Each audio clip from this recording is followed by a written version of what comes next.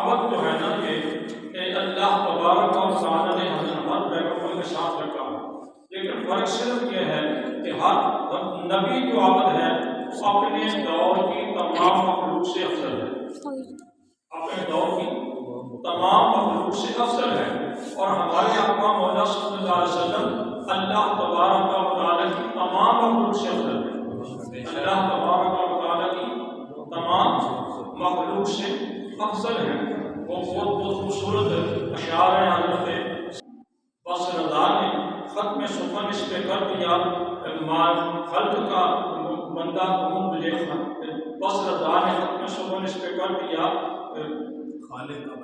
خالق کا بندہ خلق کا آقا کہوں مجھے، خالق کا بندہ خلق کا آقا کہوں مجھے، تو خالق کا بندہ خلق کا آقا کہوں تجھے۔ حقیقت بھی یہ ہے کہ وہ اللہ کے بندے ہیں اور مخلوق کے وہ آقا ہیں، مخلوق کے وہ آقا ہیں۔ اب نبی پاک علیہ السلام جس خاک سے ترتیب دیے گئے وہ خاک جو ہے وہ مدینہ المنورہ کی وہ خاک ہے جس میں آج وہ آسودہ ہے، جس میں جلوہ فروز ہے، جہاں پر تشریف فرما ہے، لیکن اسی خاک کے حصے میں ابوبکر صدیق بھی آتے ہیں اور فاروق بھی آتے ہیں، اسی خاک کے حصے میں عمر فاروق بھی آتے ہیں اور ابوبکر صدیق بھی آتے ہیں۔ ابوبکر صدیق رضی اللہ تعالیٰ عنہ نبی پاک علیہ السلام کے ساتھ اول ہے، نبی پاک علیہ السلام کے ساتھ اول ہے۔ آپ کی کنیت ہے ابو بکر، آپ کی کنیت ہے ابو بکر، نام ہے آپ کا عبداللہ، نام ہے آپ کا عبداللہ، لیکن تھا نام پہلے عبدالکعبہ، عبدالکعبہ عبدالعزیٰ نام تھا، لیکن نبی پاک علیہ السلام نے ان کا نام جو ہے وہ تبدیل فرمایا، ان کا نام جو ہے وہ تبدیل فرمایا۔ اور یہاں یہ مسئلہ بھی بیان کرتا چلا جاؤں کہ کسی آدمی کا نام اگر ترجمے کے لحاظ سے غلط ہو تو حکم یہ ہے اس کا نام تبدیل کر دیا جائے، حکم یہ ہے اس کا نام تبدیل کر دیا جائے۔ نبی پاک علیہ السلام نے بعض صحابہ کرام کے نام جو ہے وہ تبدیل کیے ہیں، اور یہ بات ذہن میں رکھیں کہ نام تو ہونا چاہیے کہ جس نام کا مطلب بھی اچھا ہو، معنی بھی اچھا ہو اور جس کا فائدہ بھی ہو۔ اور اس پر بحث کے لیے تو وقت نہیں ہے میرے پاس، تو اتفاق ایسا ہے کہ میں بھی تھوڑا سا لیٹ ہوا اور گھڑیاں بھی خراب ہیں، مجھے پتہ نہیں ہے کہ میں نے کتنا بیان کرنا ہے اور کب تک بیان کرنا ہے، میری کو سمجھ میں نہیں آ رہا۔ اور نبی پاک علیہ السلام کی پہلے صحابی جو ہیں ان کا نام ابو بکر ہے، عبداللہ نام ہے، ابو بکر ان کی کنیت ہے۔ بکر کا معنی ہے اول، بکر کا معنی ہے اول، یعنی جو سب سے اول ایمان لے آئے اسے بکر کہتے ہیں، جو سب سے پہلے ایمان لے آئے اس کو بکر کہتے ہیں۔ اور حضرت سیدنا بکر نبی پاک علیہ السلام پر ایمان لانے والوں میں سب سے پہلے، ایمان لانے والوں میں سب سے پہلے ہیں۔ اب مجھے یہ تو بتائیے کہ جو سب سے پہلے ایمان لائے وہ سب سے پہلا فرد ہوتا ہے یا وہ چوتھا فرد ہوتا ہے؟ وہ سب سے پہلا فرد ہوتا ہے، اور وہ پہلا شاگرد ہوتا ہے۔ استاد کو بھی اپنے علم کا نام شاگرد کی وجہ سے ہوتا ہے، شاگرد بھی ہو، لائق بھی ہو، ذہین بھی ہو، محنتی بھی ہو، اور وہ استاد سے وہ کامل علم بھی حاصل کرے تو اس شاگرد کو گویا کہ مقام ملتا ہے، اس شاگرد کی وجہ سے استاد جو ہے اس کو ایک مقام ملتا ہے۔ اب یہ لفظ بھی میں کہہ دوں تو ٹھیک ہوگا کہ اگر استاد، دنیا کا استاد، کسی علم کا استاد اپنے شاگرد پر ناز کرتا ہے اس کے لائق ہونے پر، تو کیا نبی پاک علیہ السلام آپ بھی استاد ہیں؟ آپ خود فرماتے ہیں، اللہ بھی کہتا ہے، آپ کہتے ہیں کہ انا معلم، اور قرآن کہتا ہے کہ معلم الکتاب والحکمہ، تو وہ معلم ہیں، تو معلم ہیں تو ان کا پہلا شاگرد ابو بکر صدیق ہے، سبحان اللہ، پہلا شاگرد ابو بکر صدیق ہے۔ اچھا، مزے کی بات تو یہ ہے کہ سیدنا ابو بکر صدیق کا اصل نام کا بہت کم لوگوں کو پتہ ہے، ابو بکر کے نام کا سب کو پتہ ہے، صدیق کے نام کا سب کو پتہ ہے جی، لیکن ان کا اصل نام جو ان پر توجہ کیوں نہیں ہے؟ اس کی وجہ یہ ہے کہ ان کی کنیت ان پر غالب ہے، ان کی کنیت ان پر غالب ہے اور ان کی شخصیت کا پہچان ان کے الفاظ ان پر غالب ہے۔ صدیق ہونا ان کا اول ہے اور ابو بکر ہونا ان کا اول ہے، اور وہ اول ہیں تو نبی پاک علیہ السلام کے اتنے قریب ہیں، اتنے قریب ہیں، اتنے قریب ہیں کہ نبی پاک علیہ السلام نے ارشاد فرمایا، نبی پاک علیہ السلام نے ارشاد فرمایا کہ اللہ نے جو کچھ بھی مجھے عطا کیا ہے، جو کچھ بھی مجھے عطا کیا ہے وہ میں نے سارے کا سارا ابو بکر صدیق کو دے دیا، سبحان اللہ، سارے کا سارا ابو بکر کو دے دیا ہے۔ اور کسے کیسے کہا؟ فرمایا کہ ما صلی اللہ فی صدری شیئا الا صببته فی صدر ابی بکر، فرمایا رب نے میرے سینے میں ڈالا، سبحان اللہ، رب نے میرے سینے میں ڈالا۔ یہاں پر ایک بات اور بھی ذہن میں لے آئے کہ نبی پاک علیہ السلام پر جو قرآن نازل ہوا یہ نبی پاک علیہ السلام کو پڑھا کر نازل نہیں ہوا بلکہ القاء کی شکل میں نازل ہوا، اور اللہ تبارک و تعالی نے نبی پاک علیہ السلام کو خود ارشاد فرمایا کہ لا تحرک بہ لسانک، اے محبوب جب وحی نازل ہوتی ہے تو آپ اپنی زبان کو حرکت نہ دیا کریں، لا تحرک بہ لسانک لتعجل، زبان کو نہیں۔ کیوں؟ اس کی وجہ یہ ہے کہ قرآن کے حفظ کرنے کے لیے زبان کا استعمال ضروری ہے، رٹا لگانا ضروری ہے اور اس پر محنت کرنا ضروری ہے، لیکن نبی پاک علیہ السلام رٹے کی محنت سے پاک ہے، رٹے کی محنت سے پاک ہے۔ کیوں؟ اس لیے اللہ تبارک و تعالیٰ نے ذہن پہ نازل کیا ہے، سینے پہ نازل کیا ہے، سبحان اللہ، ذہن پہ نازل کیا ہے، سینے پہ نازل کیا ہے۔ آپ کو رٹا لگانے کی ضرورت نہیں ہے۔ اس کی دو وجوہات ہیں جو میرا ذہن کہتا ہے۔ پہلی وجہ تو یہ ہے کہ نبی پاک علیہ السلام اللہ کے پہلے شاگرد ہیں، اللہ کے پہلے شاگرد ہیں، اور قرآن کہتا ہے کہ الرحمن علم القرآن، رب کے شاگرد ہیں۔ رب نے ان کو پڑھایا کہاں؟ وہاں پڑھایا جہاں نہ زمین تھی نہ آسمان تھا، نہ فلک تھا نہ شجر تھا، نہ لوح تھا نہ قلم تھا، نہ عرش تھا نہ کرسی تھا، کچھ بھی نہیں تھا، بس اللہ تھا یا اس کا معبود تھا، سبحان اللہ۔ لیکن یہ بات بھی ذہن میں رکھیں کہ جب وہاں تھا تو اس وقت یہ شکل انسانی نہیں تھی، شکل انسانی نہیں تھی، بشریت نہیں تھی، بشریت نہیں تھی، تو وہ پڑھنے والا بشریت میں نہیں پڑھ رہا تھا بلکہ وہ انوار و تجلیات کا ایک نمونہ تھے جس کو لفظ نور سے تعبیر کیا جاتا ہے پہچاننے کے لیے۔ وہ نور تھا، نور پڑھ رہا تھا، معلوم ہوا کہ اس نور کے اندر عقل بھی تھی، ذوق بھی تھا، ذہن بھی تھا، شکل بھی تھی، سب کچھ تھا، لیکن میں مجبور ہوں کہ ان الفاظ کو بیان نہیں کر سکتا کہ وہ کس کیفیت کے اندر تھا، وہ کس کیفیت کے اندر تھا، وہ اللہ جانے، اس کا محبوب جانے کہ وہ کس کیفیت کے اندر تھا، اور خدا بندے قدوس کس کیفیت میں تھا، یہ بھی میں بیان نہیں کر سکتا کہ میرے پاس علم نہیں ہے۔ اللہ بھی تھا اور اس کا معبود بھی تھا، لیکن پیدائش سے پہلے تھا، روح سے پہلے تھا، انوار سے پہلے تھا، عرش و کرسی سے پہلے تھا، اور وہ معبود موجود تھا۔ اور قرآن کہتا ہے الرحمن علم القرآن، قرآن میں کہا الرحمن نے قرآن پڑھایا، رحمان پڑھانے والا کس کیفیت میں تھا، یہ میرے سے براؤ برا ہے، اور وہ پڑھنے والا کس کیفیت میں تھا، وہ میرے سے براؤ برا ہے۔ وہاں پر میری عقل و شعور جو ہے وہ جواب دے جاتی ہے، علم جواب دے جاتا ہے، عقل جواب دے جاتی ہے، لیکن پڑھانے والا بھی تھا، پڑھنے والا بھی تھا۔ جب وہ پڑھ چکا تو وہ اول تھا۔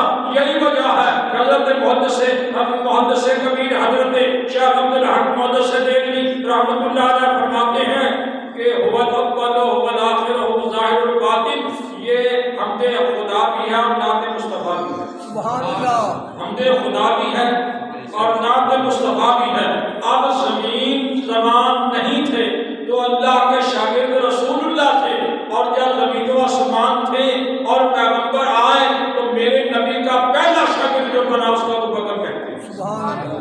سبحان کو اللہ ابو بکر کہتے ہیں، اس کو ابو بکر کہتے ہیں، اور ابو بکر پہلا شاگرد ہے، اور شاگرد پر ناز کرتے ہوئے مجھے یاد پڑتا ہے کہ علامہ اقبال مرحوم کو جب گورنمنٹ نے سر کا خطاب دیا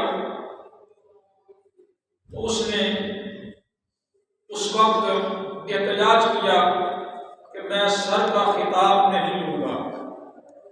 انہوں نے سوال کیا کہ کیوں، کیا بات ہے اقبال، تم سر کا خطاب نہیں لینا چاہتے، وجہ بتاؤ کیا ہے؟ انہوں نے کہا پہلے نمبر پر آپ میرے استاد کو سر کا خطاب دیں، میرے استاد کو سب سے پہلے سر کا خطاب دیں۔ انہوں نے پوچھا کہ ان کی تو کوئی تصنیف نہیں ہے، ان کی تو کوئی تشریح نہیں ہے، ان کی کوئی کتاب نہیں ہے جو مطبوع ہوئی ہو یا کسی کے ہاتھ میں ہو۔ تو علامہ اقبال نے کہا کہ میری تو کتاب ہے نا؟ انہوں نے کہا ہاں ہاں، تیری کتاب کی وجہ سے ہم نے تجھے سر کا خطاب دینا ہے۔ انہوں نے کہا تو میں کس کی پیداوار ہوں؟ میں بھی تو اپنے استاد کی کتاب ہوں، میں بھی تو اپنے استاد کی کتاب ہوں۔ سر کا خطاب علامہ اقبال نے لیا، لیکن پہلے نمبر پر استاد کا احترام اتنا کیا کہ استاد کو مقام دیا۔ آج دنیا کے اندر جو معاشرہ کامیاب ہوتا ہے وہ استاد کی قدر کرتا ہے، استاد کو مقام دیتا ہے، اور ہمارے ملک کی تباہی کا ایک ذریعہ یہ بھی ہے کہ یہاں پر استاد کی عزت نہیں، یہاں پر استاد کی عزت نہیں ہے، اور جس معاشرے کے اندر استاد کی عزت نہ ہو وہ معاشرہ جو ہے وہ تباہی کی طرف جاتا ہے۔ اس لیے کہ استاد کا ایک مقام ہے۔ دوبارہ میں بات کرنا چاہوں گا کہ اللہ کے شاگرد ہیں نبی پاک علیہ السلام، اور اللہ کو ناز ہے محمد رسول اللہ پر، اور محمد رسول اللہ کا شاگرد ہیں ابوبکر صدیق، اور محمد رسول اللہ کو ناز ہے اپنے شاگرد پر، اور شاگرد کے بارے میں یہ کہتے ہیں کہ ما صلی اللہ فی شیء الا صببت فی صدر ابی بکر، رب نے جو میرے سینے میں ڈالا میں نے صدیق کے سینے میں ڈالا۔ سبحان اللہ سبحان اللہ صدیق کے سینے میں ڈال دیا۔ اور پھر یہ بھی ارشاد فرمایا کہ جتنے احسانات ہیں میرے صحابہ کرام کے، میری امت کے، فرمایا ان کے احسانات کا میں نے جواب دے دیا، حساب دے دیا، لیکن صدیق ایک ایسا فرد ہے کہ جس کے میں نے احسانات کا جو ہے نا وہ حساب نہیں دے سکا، اور میں اس احسان کا گویا اسے تو اس کا اجر نہیں دے سکا۔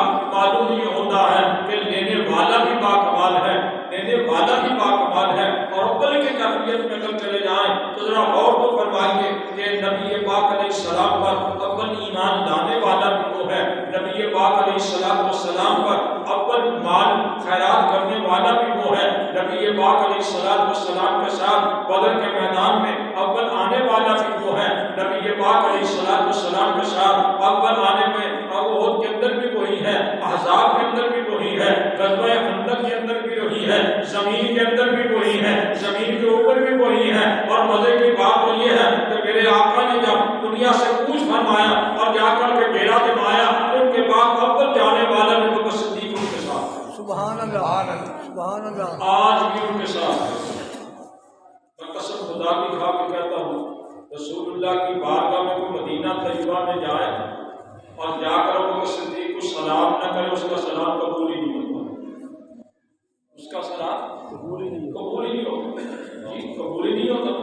کیوں؟ اس لیے کہ سبحان اللہ، وفا اس کا نام ہے کہ جس کے ساتھ دوستی ہو آدمی اس دوستی کو نبھاتا ہے، اور جتنی کسی کی ہمت ہوتی ہے اتنا نبھاتا ہے۔ نبی پاک علیہ السلام سے بڑھ کر کائنات میں کوئی وفادار ہے ہی نہیں، بڑھ کر کوئی وفادار ہے ہی نہیں۔ سبحان اللہ صدیق نے نبی پاک علیہ السلام کی بارگاہ میں سب کچھ پیش کر دیا۔ ایک حدیث کے اندر آتا ہے کہ حضور نے پوچھا کہ صدیق تیری آرزو کیا ہے؟ نے کہا جی 3 چیزیں ہیں میری آرزو۔ ایک تو یہ ہے النظر الی وجہ رسول اللہ، حضور آپ میرے سامنے بیٹھے رہے، میں آپ کو دیکھتا ہوں۔ سبحان اللہ پہلی نظر پہلے ہر حال میں میری یہی کیفیت ہے۔ اور یہ بھی نظر اندازہ لگائیے کہ سیدنا ابوبکر صدیق رضی اللہ تعالیٰ عنہ، اللہ نے جو ایک اعزاز بخشا کائنات میں کسی کو بھی حاصل نہیں، 3 دن رات سبحان اللہ 3 دن رات غارق سور پر 3 دن اور رات. اب ذرا اندازہ تو لگائیے کہ 3 دن اور رات رسول اللہ صلی اللہ علیہ وسلم کے ساتھ جو خلوت میں رہے تو رسول اللہ نے ان کو کیا عطا کیا ہوگا، کیا دیا ہوگا، تفصیل میں نہیں جانا، لیکن ذرا بتائیے تو صحیح یہ اعزاز کسی صحابی کو حاصل نہیں ہوئی، یہ اعزاز کسی صحابی کو حاصل ہی نہیں جو ابوبکر صدیق رضی اللہ تعالیٰ عنہ کو حاصل ہے. میں عرض کیا کہ حضور طبیعت میری یہ کہتی ہے کہ میری بیٹی ہو میں آپ کے نکاح میں دے، سبحان اللہ میری بیٹی ہو میں آپ کے نکاح میں دے دوں. اور یہی وجہ ہے کہ نبی پاک علیہ الصلوۃ والسلام کے نکاح مبارکہ کے اندر آپ نے اپنی صاحبزادی سیدہ طیبہ طاہرہ عائشہ صدیقہ عطا فرمائی. اور ایک بات اور بھی سنیں، قرآن کے اندر نبی پاک علیہ السلام کی یہ بیٹی جن کا نام سیدہ عائشہ صدیقہ ہے سلام اللہ علیہا، اس کے علاوہ دنیا کی کسی عورت سوا حضرت مریم کے کسی اور عورت کا تذکرہ قرآن کے اندر موجود ہے. اور سورہ نور سیدہ عائشہ صدیقہ کی شان میں نازل ہوئی، ان کی شان میں نازل ہوئی، ان کی برات میں نازل ہوئی. اس کو تفصیل نہیں میں جانا، لیکن حضرت عائشہ صدیقہ سلام اللہ علیہا رضی اللہ عنہا کون سی ایسی شخصیت ہے؟ حضرت مجدد الفسانی رحمۃ اللہ علیہ فرماتے ہیں کہ میں حضور کی بارگاہ میں اشارے ثواب کیا کرتا تھا. ایک رات کو مجھے نبی پاک علیہ السلام کی زیارت ہوئی. میں نے نبی پاک علیہ السلام کو دیکھا کہ آپ نے ناراض ہو کر میری طرف سے چہرہ پھیر دیا، ناراض ہو کر کے میری طرف سے چہرہ پھیر دیا. تو میں بڑا پریشان ہوا. میں نے اس کیا کہ حضور میں نے کون سی غلطی کی؟ آپ نے فرمایا میں کھانا عائشہ صدیقہ کے گھر میں کھاتا ہوں، میں کھانا عائشہ صدیقہ کے گھر میں کھاتا ہوں. مقصد یہ تھا کہ تم اشارے ثواب کرتے ہو تو حضرت عائشہ صدیقہ کو اشارے ثواب نہیں کرتے، عائشہ صدیقہ کو اشارے ثواب نہیں کرتے. اور ایک بات اور نہ کہتا چلا جاؤں یارو، حقیقت تو یہ ہے کہ قیامت تک نبی پاک علیہ السلام نے حضرت عائشہ صدیقہ کے گھر میں ڈیرا لگایا. یہ جو ہے نا یہ حجرہ مبارکہ یہ حضرت عائشہ صدیقہ کا حجرہ ہے. نبی پاک علیہ السلام کسی حجرہ مبارکہ میں زندگی میں بھی رہے اور ظاہری زندگی کے بعد دوسری زندگی کے اندر آپ وہیں پر جلوہ فروز ہیں. ابوبکر صدیق بھی اپنی بیٹی کے کمرے کے اندر ہیں. حضرت عمر فاروق نبی پاک علیہ السلام عائشہ صدیقہ کے کمرے کے اندر ہیں. ذرا اندازہ تو لگائیے کہ جس کے مقام کو اتنا مقام حاصل ہے اس میں رسول اللہ آج بھی جلوہ فروز ہے. اس کے مقام کا کیا مقام ہے؟ اس کا مقام کتنا ہوگا؟ تو نبی پاک علیہ السلام کی بارگاہ میں سیدنا صدیق نے عرض کیا کہ یا رسول اللہ پہلی بات تو یہ ہے کہ میں یہ چاہتا ہوں کہ آپ پر میں اپنی جان کو نثار کروں، اپنا مال نثار کروں. اور حضرت ابوبکر صدیق جس انداز میں مال لے کر کے آئے اور آپ نے جیش اسرا کے اندر اپنا سب کچھ فدا کیا، تو اس وقت ایک روایت یہ بھی موجود ہے کہ حضرت جبریل امین علیہ السلام بارگاہ رسالت میں حاضر ہوئے بس کرنے کے کہ یا رسول اللہ آج ابوبکر نے اپنے گھر میں جھاڑو دے دیا، کوئی چیز گھر میں چھوڑی نہیں، سب کچھ لے کر کے آ گیا.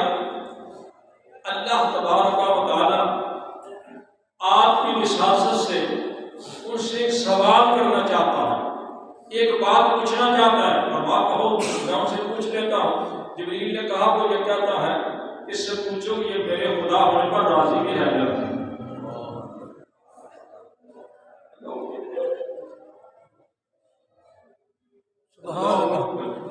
سبحان اللہ اللہ اکبر. نبی پاک علیہ السلام نے ابوبکر صدیق کی طرف چہرہ کیا، فرمایا صدیق آج تو ایک عجیب بات ہو گئی، آج تک اللہ نے کسی سے پوچھا ہی نہیں کہ تم مجھ پہ راضی ہے یا نہیں. آج وہ پوچھ رہا ہے، جبریل بیٹھا ہوا ہے اور یہ سوال لے کر کے آیا ہے کہ یہ پوچھنا چاہتا ہے کہ آپ راضی ہیں یا نہیں. آپ نے عرض کیا سنت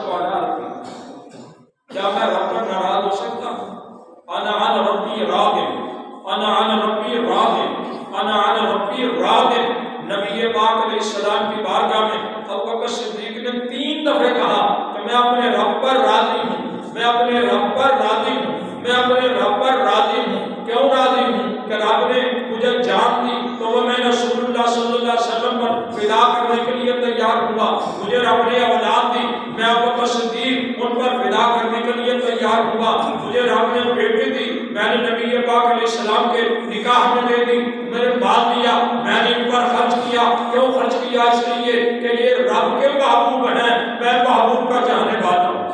سبحان اللہ۔ میں محبوب کا چاہنے والا ہوں، میں محبوب کا چاہنے والا ہوں۔ قربان جائیں ابوبکر صدیق رضی اللہ تعالیٰ عنہ ایک دفعہ بیٹھے ہوئے تھے، یار وقت کوئی ہو گیا تھا، ناراض نہ ہو گئے، میرے کو پتا تھا کوئی نہیں پتا، میں نہیں پتا پڑی کی کر دیے تھے۔ نبی پاک علیہ السلام حضرت ابوبکر صدیق بیٹھے ہوئے ہیں، بیٹے تھے آپ کے پاس بیٹھے ہوئے۔ اور ایک بات اور بھی میں سن لو، یہ بات ذہن میں رکھو، 4 پشتیں اصحابی ہوں، 4 پشتیں اصحابی ہوں، ابوبکر صدیق کے سوا کسی کو یہ حاصل ہی نہیں، ابوبکر صدیق کے سوا کسی کو حاصل ہی نہیں۔ ابوبکر کا باپ حضرت ابو قحافہ عثمان، وہ بھی صحابی، عبداللہ ابو بکر صدیق یہ بھی صحابی، ان کا بیٹا عبد الرحمن یہ بھی صحابی، عبد الرحمن کا بیٹا محمد یہ بھی صحابی۔ یہ اندازہ تو لگائیے، باپ صحابی، خود صحابی، بیٹا صحابی اور پوتا صحابی، یارو امت کے امامی دولت کے لیے صحابی۔ سبحان اللہ۔ 4 پشتہ نبی پاک علیہ السلام پر فدا ہونے والی ہیں، 4 پشتہ نبی پاک صلی اللہ علیہ وسلم پر فدا ہونے والی ہیں اور فدا ہو رہی ہیں۔ تو رب کریم ان سے پوچھ رہا ہے کہ کیا ابو بکر مجھ پر راضی ہیں؟ تو آپ کہتے ہیں کہ میں راضی ہوں۔ یارو بات تو یہ ہے کہ رب جس سے پوچھے کہ تو راضی ہے یا نہیں، اس کا مقام کتنا ہوگا، اور جو جبرائیل کے سوال کے جواب میں رسول اللہ کی بارگاہ میں کہے کہ میں اللہ پر راضی ہوں، اس کا مقام کتنا ہوگا۔ رب کائنات نے کہا اس نے اپنا مال قربان کیا، اس نے اپنی جان قربان کی، اس نے اپنی بیٹی کے نکاح میں دی، میں بھی خدا نہیں جو ان کا تعلق ہمیشہ نہ رکھوں، ان کا تعلق اس انداز میں رکھوں گا، جو سلام پڑھنے رسول اللہ کی بارگاہ میں آئے گا وہ ابوبکر صدیق پر بھی سلام کرے گا۔ سبحان اللہ۔ اللہ اکبر، اللہ اکبر۔ منہا خلقناکم وفیہا نعیدکم ومنہا نخرجکم تارۃ اخری۔ انشاءاللہ آئندہ جو بھی اسی موضوع کو بیان کریں گے، وآخر دعوانا الحمدللہ رب العالمین۔